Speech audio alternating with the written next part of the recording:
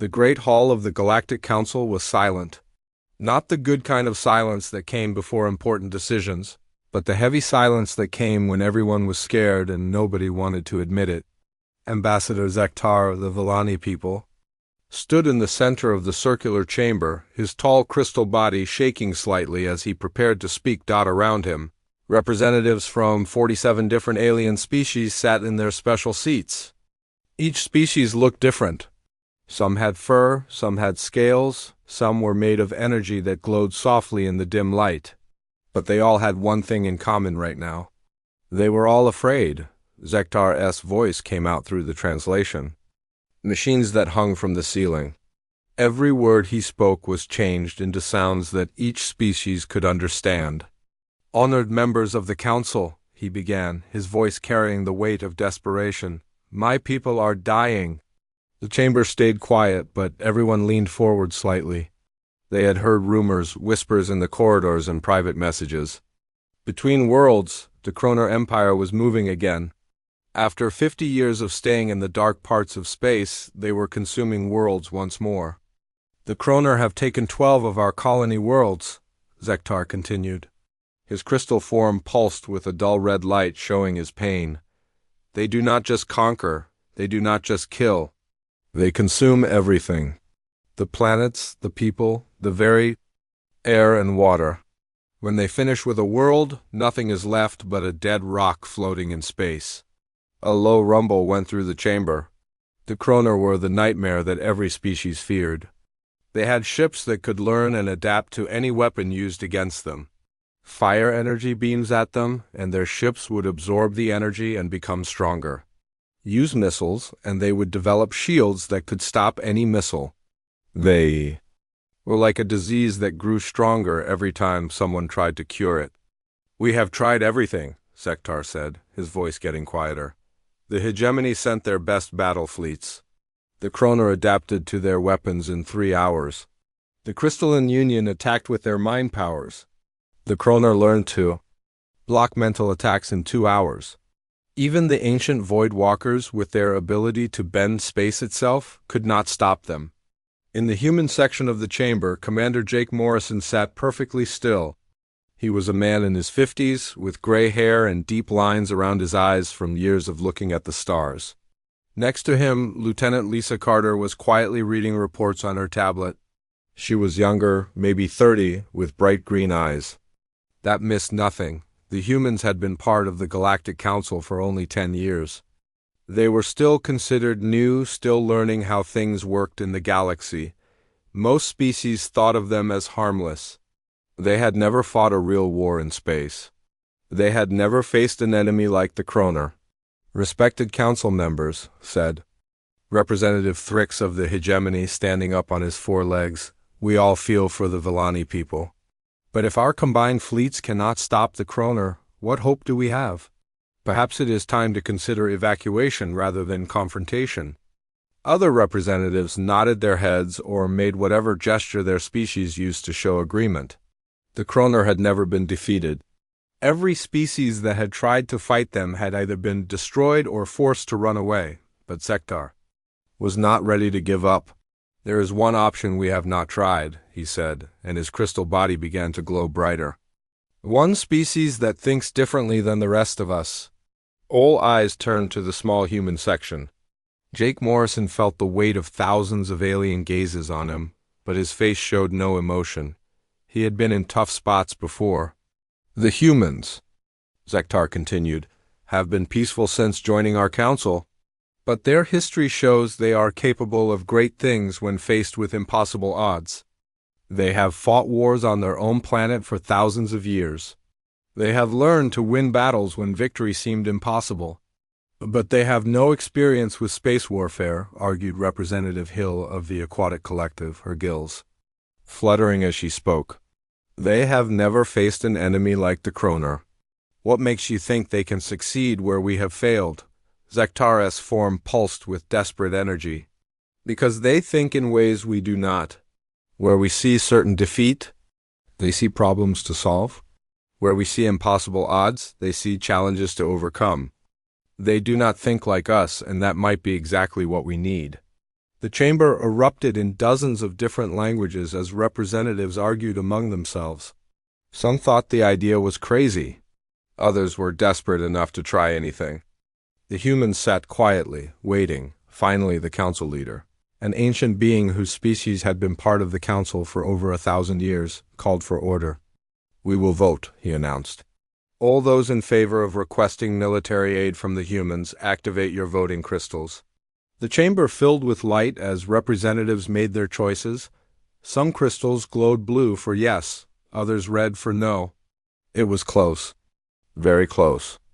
"The motion passes by a margin of 3 votes, the council leader announced. "We formally request military assistance from the Terran Defense Force." As the chamber began to empty, Zektar approached the human section. His crystal form towered over Jake Morrison, but the human commander did not seem intimidated.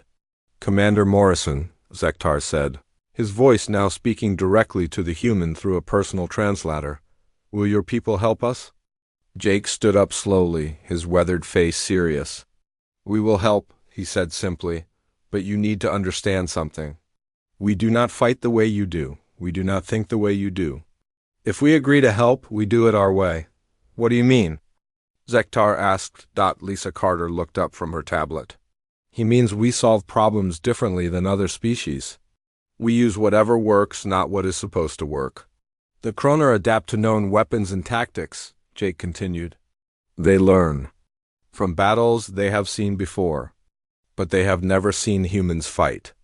They do not know what we are capable of." Zektar's crystal form brightened with what might have been hope.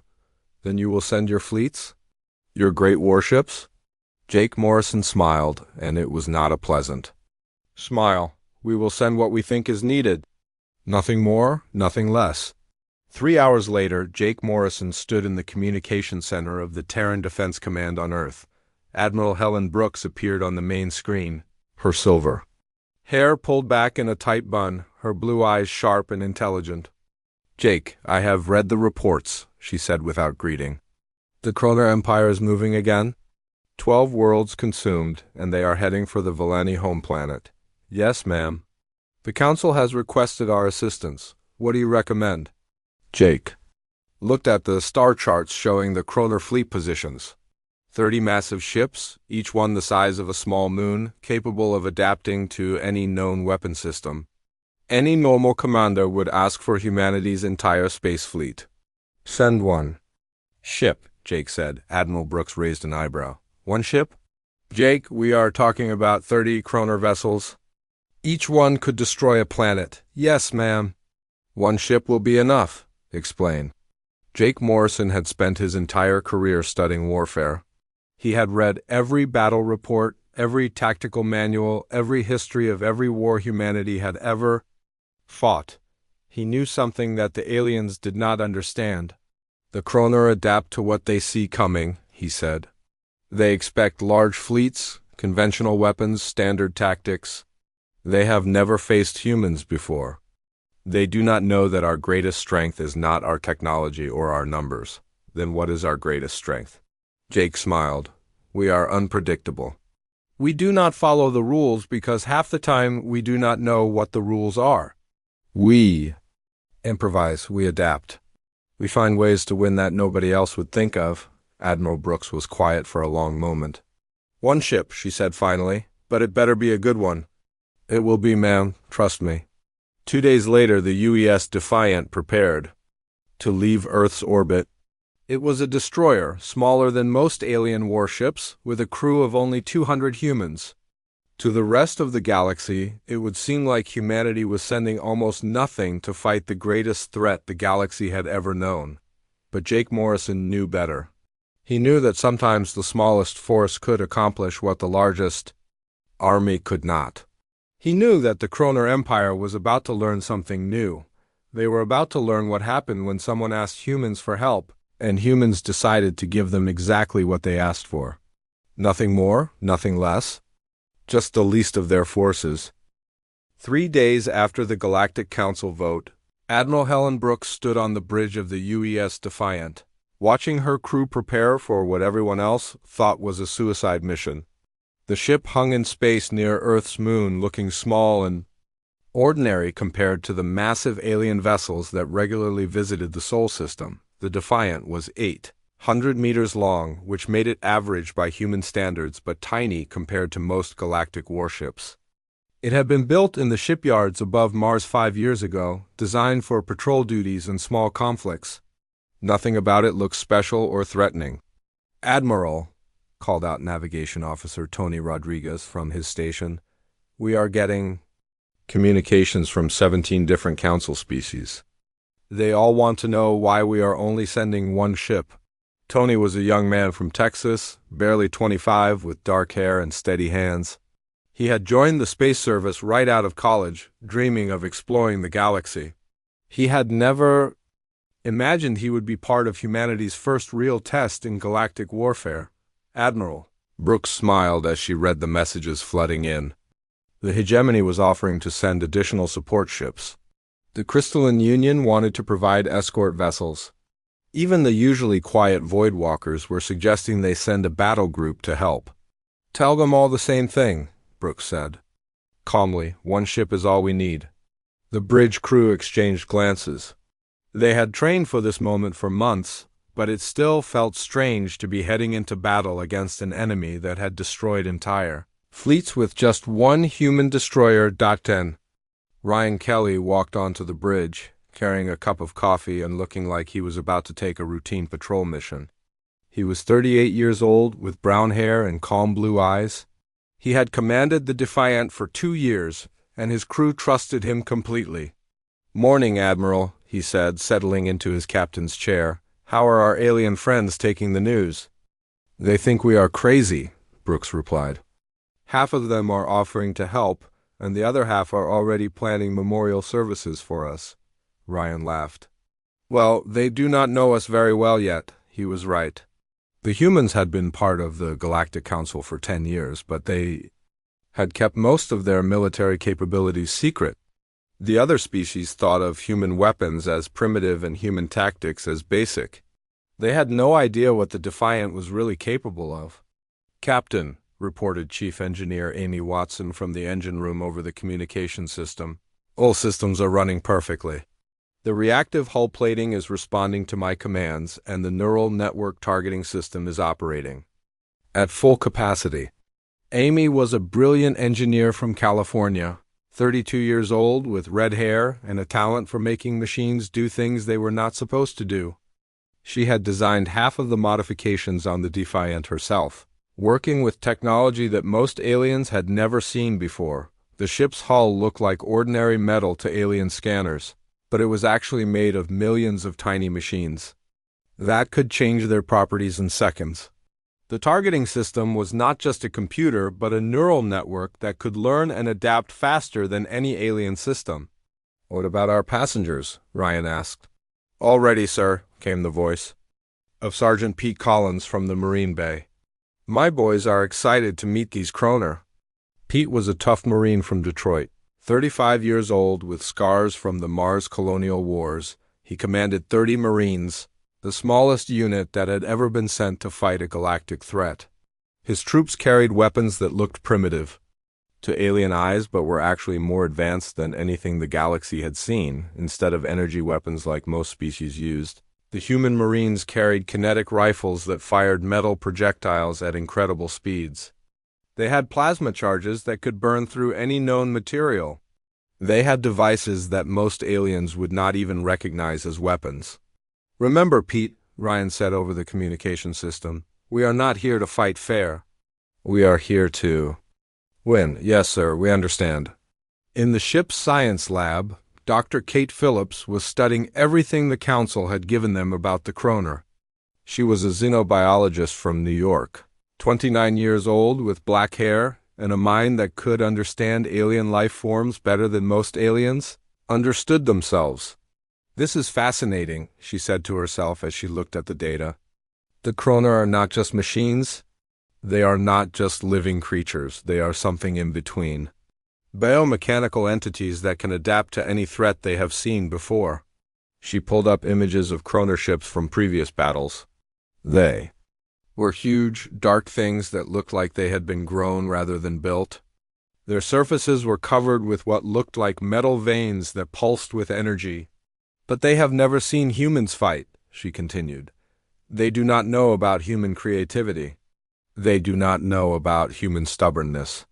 They do not know that humans never give up. The ship's AI system, called Arya, spoke up from the speakers around the lab.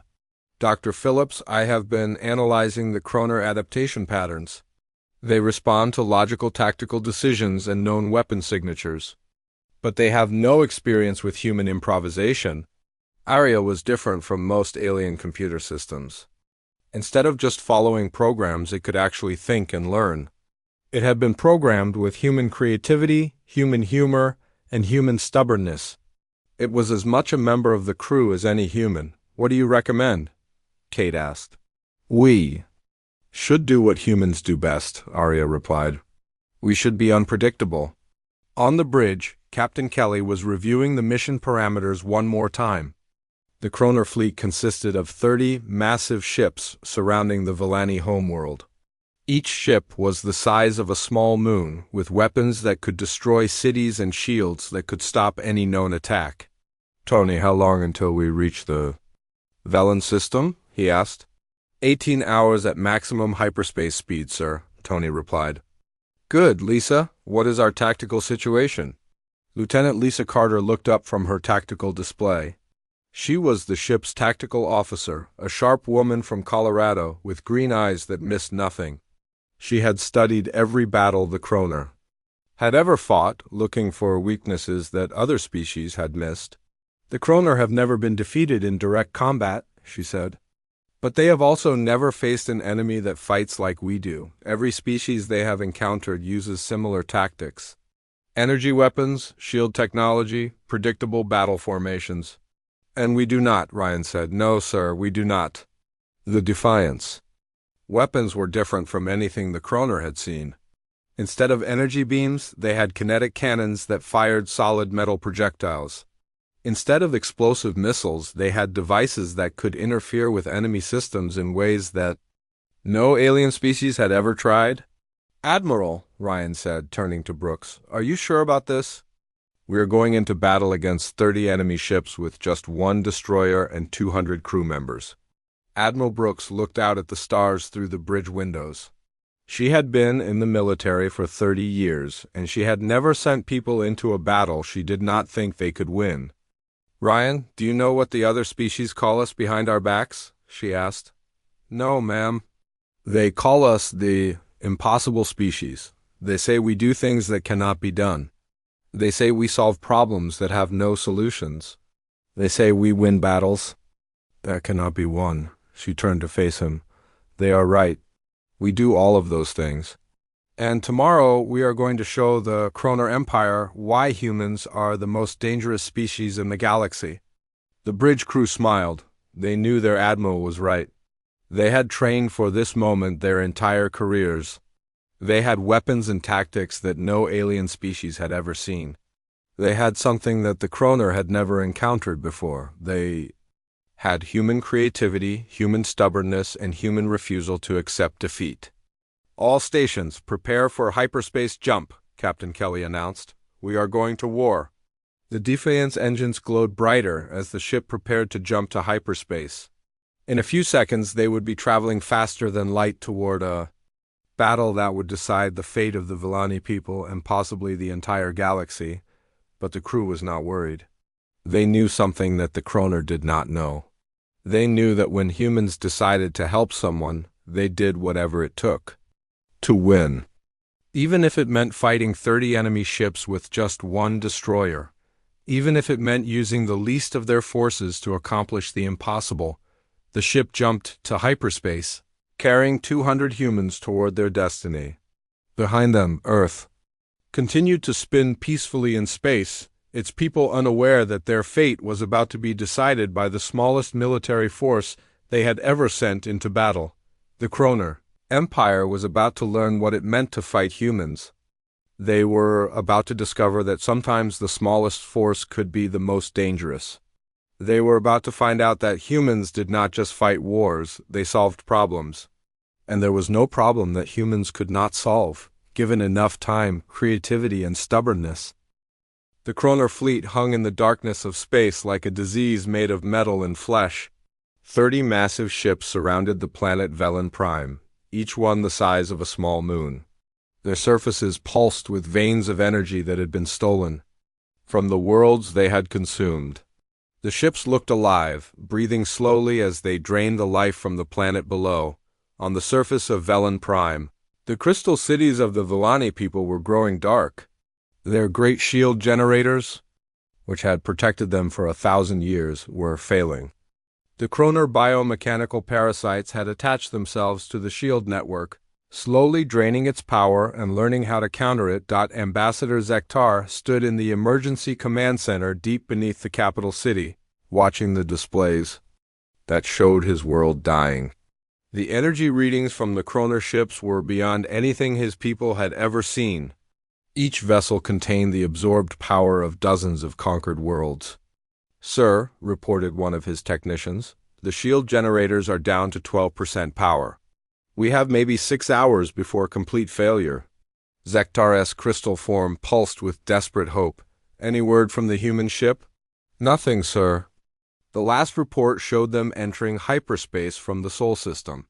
High above the planet, the Kroner Warmind felt the approach of the single human vessel.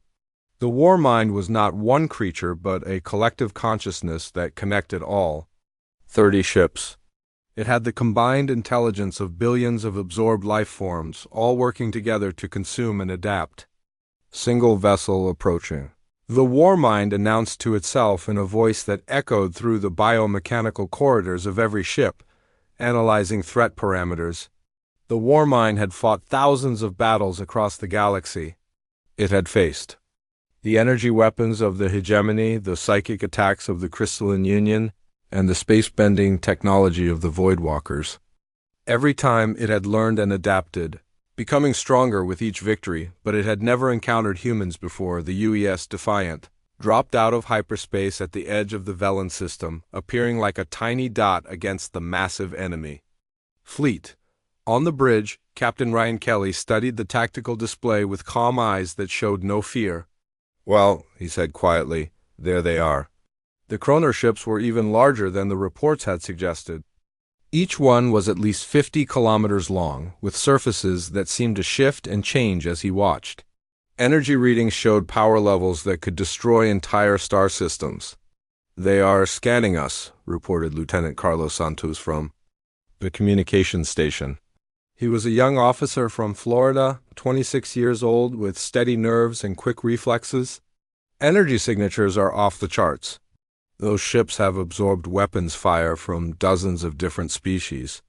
Carlos had been monitoring alien communications for 3 years, learning how different species fought and communicated. He had never seen readings like the ones coming from the Kroner fleet. "Perfect," Captain Kelly replied with a small smile. "Aria, initiate Protocol Mongoose." The ship's AI responded immediately in its clear, synthetic voice. "Protocol Mongoose activated. All systems switching to baseline human configuration, masking advanced capabilities."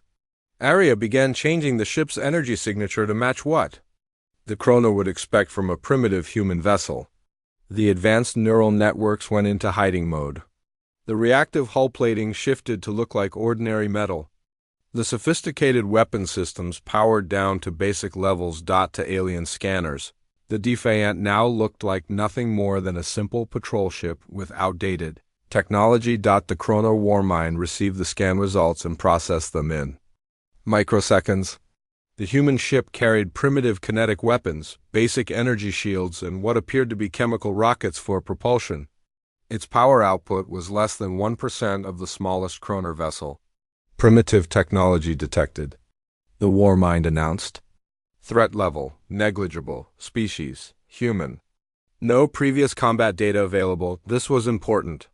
The Kroner had files on every major species in the galaxy. They knew how the hegemony fought, how the Crystalline Union used their mental powers, how the Voidwalkers bent space and time. But they had no combat data on humans because humans had never fought a galactic war. "Vessel appears damaged. The Warmind continued as it watched the Defiant approach. Engines operating at reduced efficiency. Weapon systems minimal. Recommend ignoring until primary objective is complete. But Captain Kelly had no intention of being ignored. He turned to his crew with the kind of calm confidence that came from years of impossible victories. "Marines, prepare for boarding operations," he announced over the ship's communication system. "Engineering, I want you to make our engines look like they are failing. Weapons, charge the kinetic batteries but keep them hidden. We are going to play the role of a damaged ship limping home." In the Marine Bay, Sergeant Pete Collins checked his equipment one more time. His 30 Marines were the strangest assault force that had ever been assembled. Instead of the energy weapons that most species used, they carried kinetic rifles that fired metal slugs at incredible speeds. They had plasma charges that could burn through any known material. They had devices that looked like simple tools, but were actually sophisticated weapons. "Listen up," Pete told his troops. "These things have never seen a human boarding party before. They do not know what we are capable of. They do not know that we fight dirty and we fight to win." His Marines grinned. They were all veterans of the Mars colonial wars, where they had learned to fight in impossible conditions against enemies that had every advantage. They knew how to improvise, how to adapt, and how to turn anything into a weapon. "Remember," Pete continued, "we are not here to follow the rules of galactic warfare. We are here to save the Villani people and stop the Kroner from consuming any more worlds. Use whatever works." In her laboratory, Dr. Kate Phillips was studying the biomechanical nature of the Kroner ships.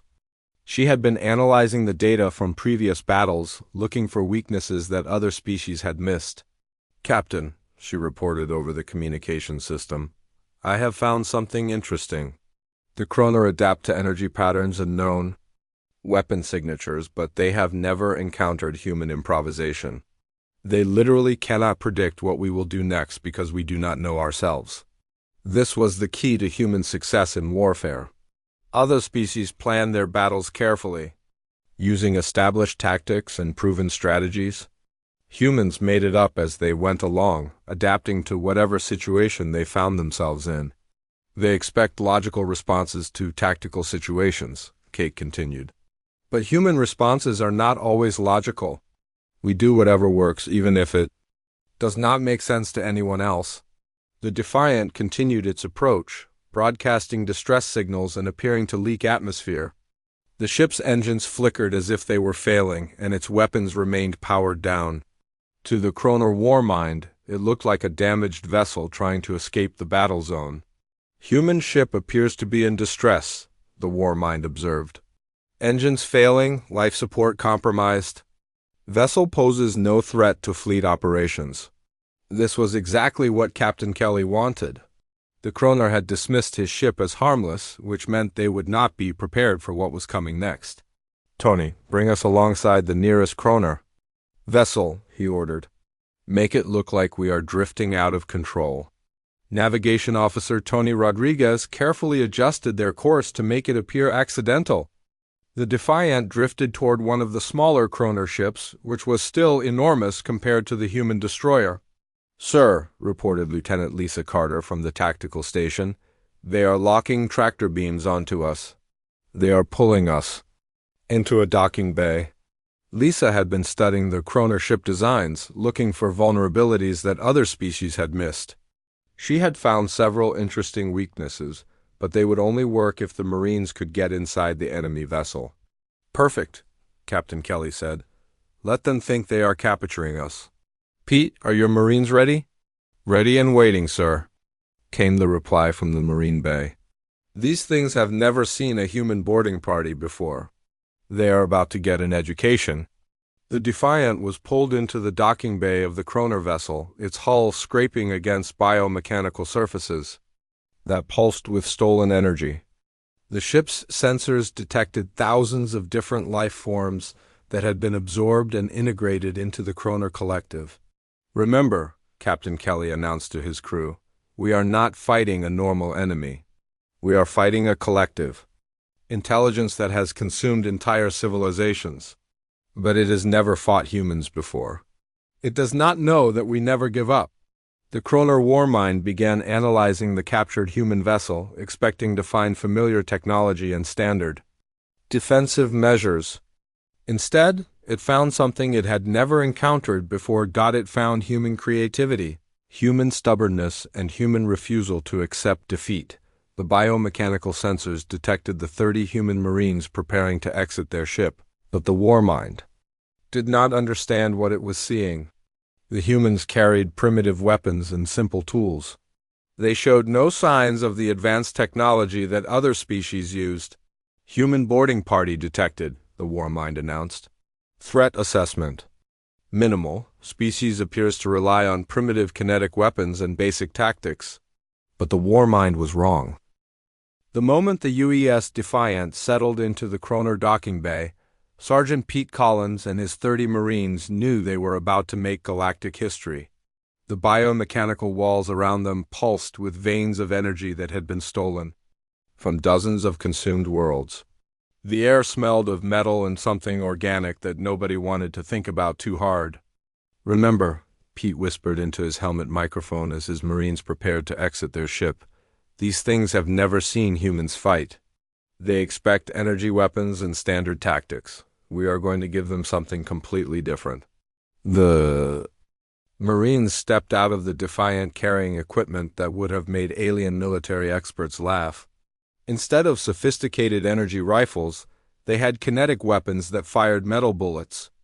Instead of advanced scanning devices, they had crowbars, hammers, and what looked like simple construction tools. The Kroner Warmind watched through thousands of biomechanical sensors as the humans spread out through the docking bay. It had absorbed the knowledge of 47 different species, and every single one of them had followed predictable military protocols when boarding enemy vessels. "Human forces deploying," the Warmind announced to itself, analyzing tactical patterns. But there were no tactical patterns to analyze.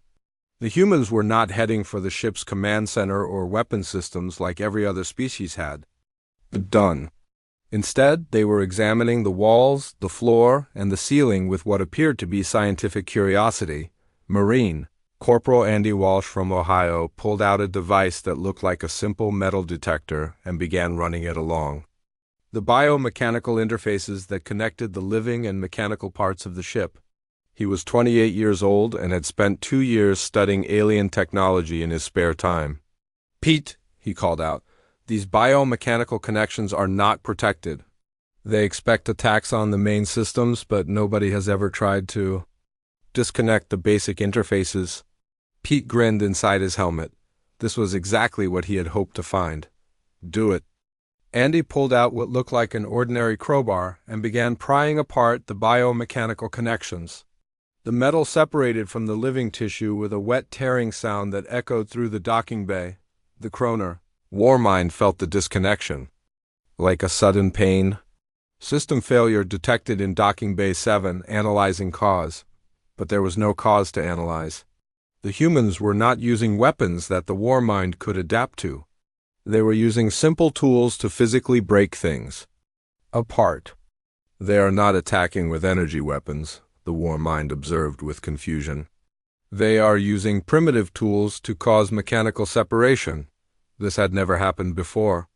Every species the Kroner had encountered used energy-based attacks that could be absorbed and countered. But you could not absorb a crowbar.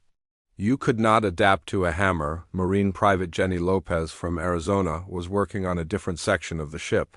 She had found what looked like a control panel covered in biomechanical tendrils that pulsed with energy. "This looks important," she said, pulling out a can of industrial foam that she had brought from the Defiant supply room. She sprayed the expanding foam all over the control panel, covering the biomechanical interfaces with a thick white substance. It hardened in seconds.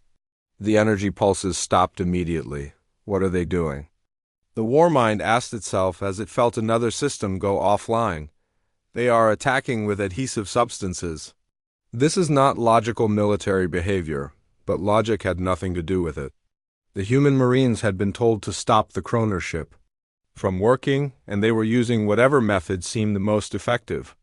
If that meant covering important-looking panels with industrial foam, then that was what they would do. Back on the Defiance Bridge, Captain Kelly was watching the tactical displays with satisfaction. His Marines were causing chaos throughout the Kroner vessel, but the real battle was just beginning. "Arya," he said to the ship's AI, "initiate Phase 2 of Protocol Mongoose. Time to show them what human creativity really looks like." The ship's AI began broadcasting on all frequencies, but it was not sending weapons data or tactical information like the Kroner expected. Instead, it was transmitting human music, poetry, and comedy shows the Kroner biomechanical systems designed to process and adapt to logical military communications suddenly found themselves trying to analyze a recording of a human comedian telling jokes about space travel. What is this? The war mind demanded as the strange signals flooded its consciousness. The humans are transmitting illogical data patterns. Arya had been programmed with the complete cultural database of human civilization. It began sending everything from classical music to children's nursery rhymes, from epic poetry to silly songs about aliens. The Kroner war mind, which had successfully adapted to the most sophisticated military technology in the galaxy, found itself completely unable to process the concept of humor. "They are sending information that serves no tactical purpose," the war mind observed. "The data patterns are deliberately illogical. This does not fit any known military protocol." But that was exactly the point. Humans did not follow military protocols when they did not work. They made up new ones. On the captured Kroner vessel, the Marines had discovered something even better than biomechanical interfaces to break. They had found the ship's food storage area. "Pete," called out Marine Sergeant Beth Clark from Texas, "you need to see this." Beth was 31 years old and had served in 3 different wars on Earth. She had learned that sometimes the best way to stop an enemy was to make their life miserable rather than trying to destroy them outright. She led Pete to a vast chamber filled with what looked like nutrient tanks that fed the biological parts of the ship. The tanks contained a thick green liquid that pulsed with energy. "This is how they feed the organic components," she explained. "What do you think would happen if we added some human food to the mix?" Pete looked at the tanks and then at the emergency rations that each Marine carried. The rations were designed to be edible by humans, but they contained chemicals and preservatives that alien digestive systems could not handle.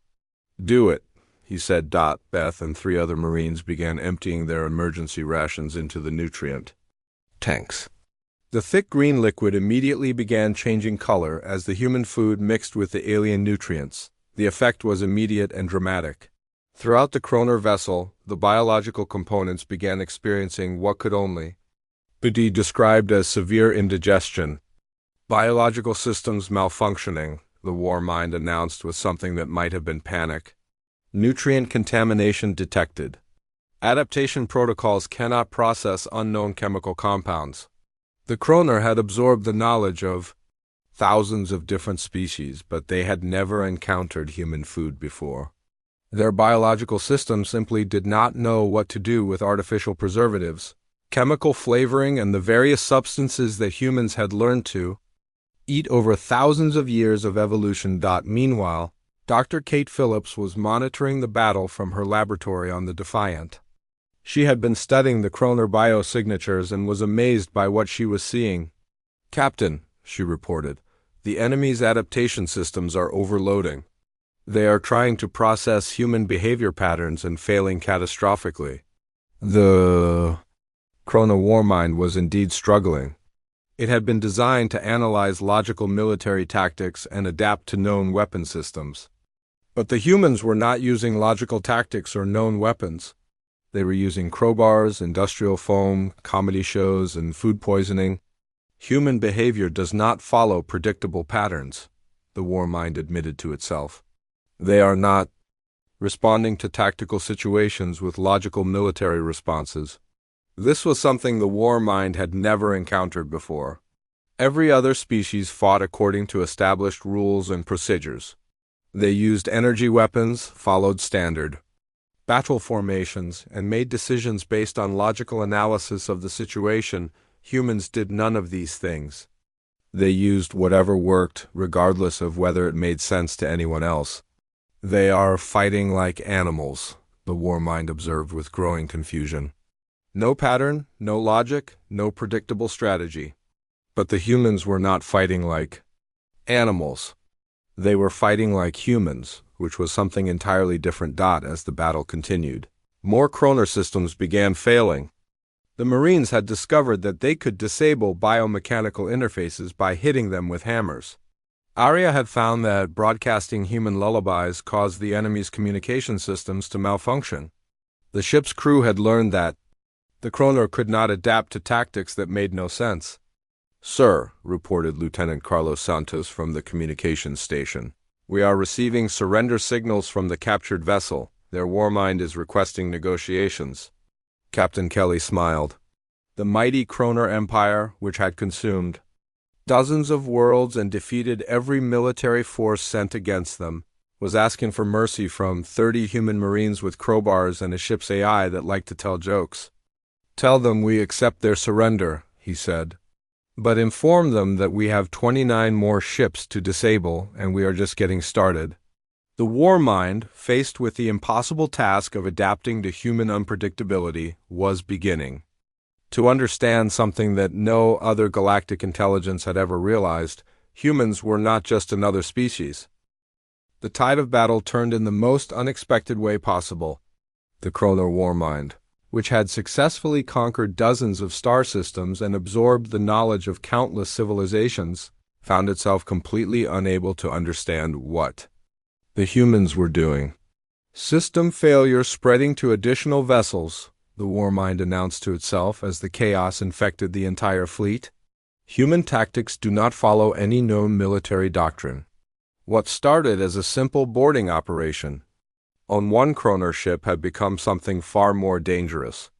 The Warmind was a collective consciousness that connected all 30 ships in the fleet. When one ship began experiencing problems, those problems spread to the others through the shared intelligence network, the industrial foam that Marine Private Jenny Lopez had sprayed on biomechanical interfaces was causing unexpected reactions throughout the fleet. The Kroner adaptation systems were trying to analyze the foam and counter it, but there was nothing to counter. It was just sticky white, stuff that hardened when it dried. "Adaptation protocols failing," the Warmind reported with growing confusion. "Cannot process defense against adhesive substances." On the captured Kroner vessel, Sergeant Pete Collins and his Marines had made an even more important discovery. They had found the ship's central nervous system, a massive chamber filled with biomechanical networks that connected to every part of the vessel. "This is their brain," Pete explained to his Marines as they stood in the doorway of the chamber. "If we can mess this up, the whole ship goes down." But instead of using explosives or energy weapons like other species would have done, the Marines pulled out their most primitive tools. They had ropes, pulleys, and simple mechanical devices that looked like they belonged in a museum. "What are you planning?" asked Marine Corporal Andy Walsh as he watched Pete examine the biomechanical networks. "We are going to tie their brain." "In knots," Pete replied with a grin. The Marines began running ropes through the biomechanical networks, literally tying them together in complex knots that prevented the energy from flowing properly. It was the kind of simple, physical sabotage that the Kroner had never encountered before. The Warmind felt the connections being disrupted and tried to adapt. But how do you adapt to rope? The biomechanical systems had no protocol for dealing with simple physical restraints. "Humans are using fiber-based restraining devices," the Warmind observed. "This is not a weapon system. This is not a tactical maneuver. This is incomprehensible."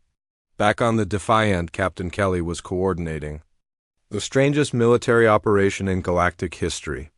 His ship was still pretending to be damaged and helpless while his AI systematically destroyed the Kroner fleet's ability to think clearly. "Arya," he said, "initiate Phase 3, time for the final show." The ship's AI had been broadcasting human cultural data for hours, but now it began transmitting something even more confusing to the Kroner collective consciousness.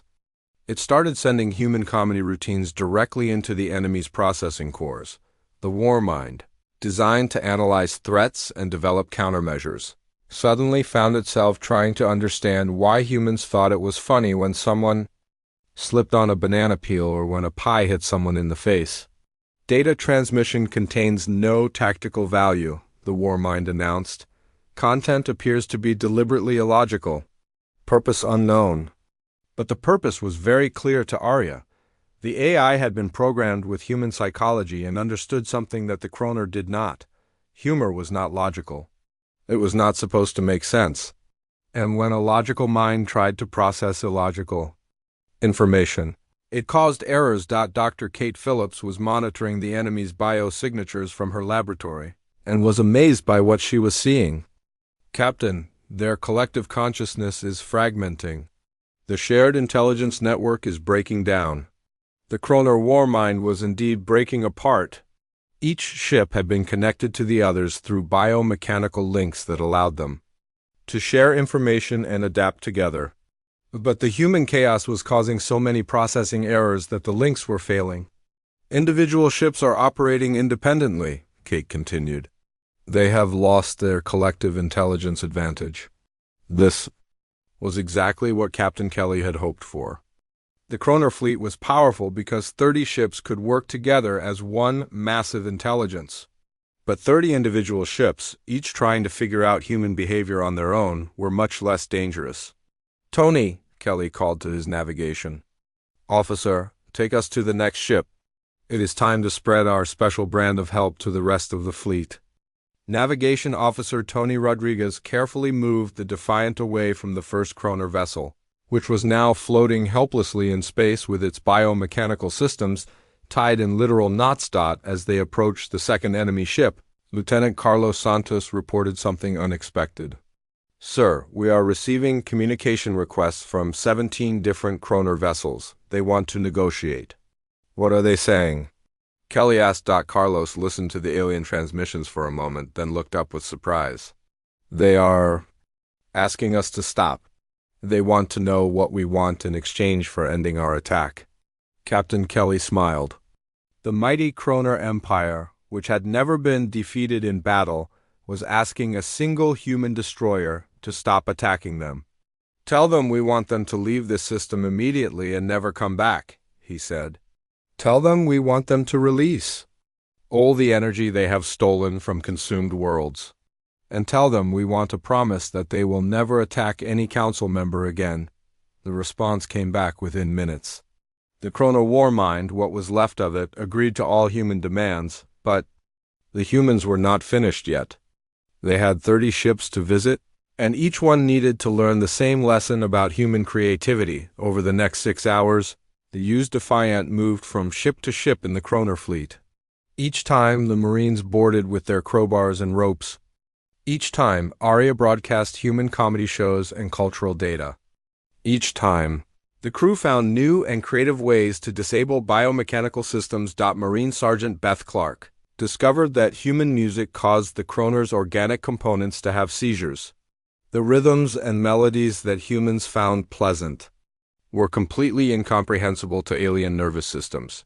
Chief Engineer Amy Watson found that the ship's reactive hull plating could be programmed to display flashing lights in patterns that overloaded Kroner visual sensors.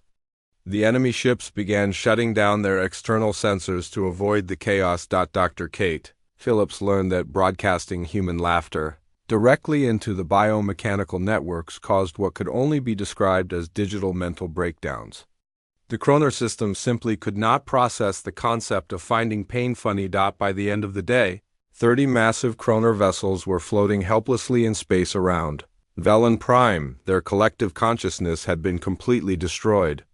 Their adaptation systems had been overloaded beyond repair. Their biomechanical networks had been physically disabled by Marines with simple tools. The Kroner Empire, which had consumed entire civilizations, had been defeated by 200 humans. With crowbars, comedy shows, and the kind of creative problem-solving that could only come from a species that had learned to survive by refusing to give up on the surface of Velen Prime, Ambassador Zektar watched the tactical displays with amazement. The massive enemy fleet that had been draining his world's energy was now powerless. The shield generators were coming back online. His people were safe. How? He asked the human communication officer who was coordinating with the planet's defense forces. How did you defeat them? Lieutenant Lisa Carter, who was serving as the liaison officer, smiled. We gave them exactly what they asked for. We sent the least of our forces. But you only sent one ship. That is right. One ship was the least we could send and still call it a military response. We never said our least forces were not our most creative. The Kroner fleet began jumping to hyperspace, fleeing the Velen system as fast as their damaged ships could manage. They left behind all the energy they had stolen, returning it to the worlds they had tried to consume. As they ran away, the remaining fragments of the war mine transmitted a message to every Kroner ship in the galaxy: avoid humans. Do not engage. Species classification: impossibly dangerous. Captain Kelly stood on the bridge of the Defiant, watching the enemy fleet retreat. His ship still looked damaged and helpless, but appearances could be deceiving. Mission accomplished, he announced to his crew. Time to go home. The UES Defiant limped away from Velen Prime, playing its role as a barely surviving vessel to the very end.